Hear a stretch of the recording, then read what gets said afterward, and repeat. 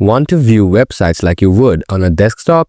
Enabling desktop mode in Safari on your iPhone makes it possible, giving you full access to websites that might limit functionality on mobile versions. Let me show you how to do it step by step. Solution 1. Enable desktop mode for a specific website. Open Safari on your iPhone. Navigate to the website you want to view in desktop mode. Tap the AA or square-looking icon in the bottom left corner of the address bar. Here you'll see Request Desktop Website from the drop-down menu. The page will refresh and display the desktop version. Solution 2. Set Safari to always request desktop websites. Open Settings on your iPhone.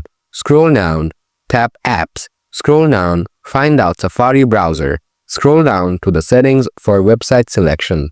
Tap Request Desktop Website. Toggle all websites to on if you want Safari to always load the desktop version for all sites. Now that you know how to enable and switch to desktop mode in Safari on your iPhone, you can enjoy websites just like you would on a computer. If you have any questions or need help, don't hesitate to leave a comment.